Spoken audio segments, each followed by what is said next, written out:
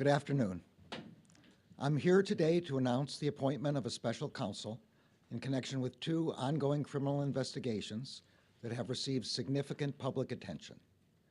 The first, as described in court filings in the District of Columbia, is the investigation into whether any person or entity unlawfully interfered with the transfer of power following the 2020 presidential election or the certification of the Electoral College vote held on or about January 6, 2021. The second is the ongoing investigation involving classified documents and other presidential records, as well as the possible obstruction of that investigation, referenced and described in court filings in a pending matter in the Southern District of Florida. I'm joined today by Deputy Attorney General Lisa Monaco, U.S. Attorney for the District of Columbia Matthew Graves, and Assistant Attorney General for the Criminal Division Kenneth Polite. Assistant Attorney General for National Security Matthew Olson could not be here. He is currently in Germany representing the department at the G7 Home Affairs and Security Ministerial. U.S. Attorney Graves has been ably leading the investigations into the events leading up to and on January 6. He and dozens of assistant U.S. attorneys and other prosecutors have taken on the monumental task of conducting over 900 prosecutions in defense of our democratic institutions. Criminal Division prosecutors, under the able leadership of Assistant Attorney General Polite, have played a significant role in those prosecutions. Assistant Attorney General Olson has been ably leading the team responsible for investigating the matter, involving classified documents and other presidential records, as well as the possible obstruction of that investigation. All of the career prosecutors assigned to these matters are conducting their work in the best traditions of the Department of Justice. I also want to recognize the efforts of the many FBI agents and other law enforcement personnel who are assigned to these matters. They are working courageously and steadfastly and are serving our nation honorably. I am grateful to them. We all are. The Department of Justice has long recognized that in certain extraordinary cases, it is in the public interest to appoint a special prosecutor to independently manage an investigation and prosecution.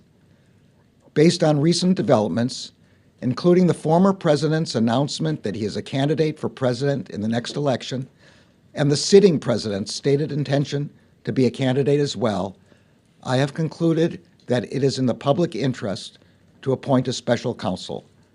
Such an appointment underscores the department's commitment to both independence and accountability in particularly sensitive matters.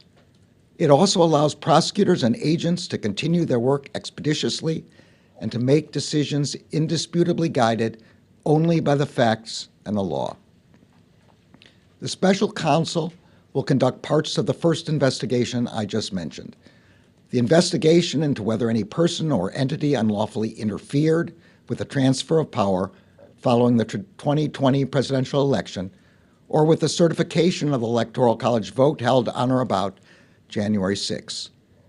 This does not include prosecutions that are currently pending in the District of Columbia or future investigations and prosecutions of individuals for offenses committed while they were physically present on the Capitol grounds on January 6.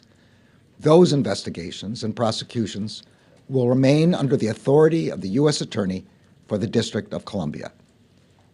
The special counsel will also conduct the investigation involving classified documents and other presidential records, as well as the possible obstruction of that investigation. Today, I signed an order appointing Jack Smith to serve as special counsel.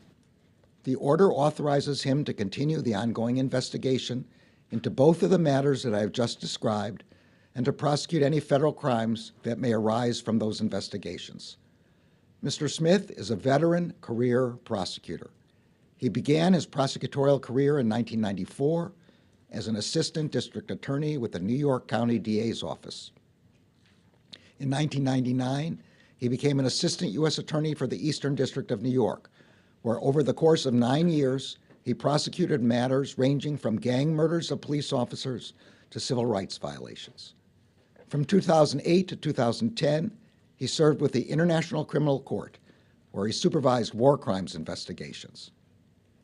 In 2010, Mr. Smith returned to the Justice Department to serve as chief of the Public Integrity Section, where he led a team of more than 30 prosecutors who handled public corruption and election crimes cases across the United States.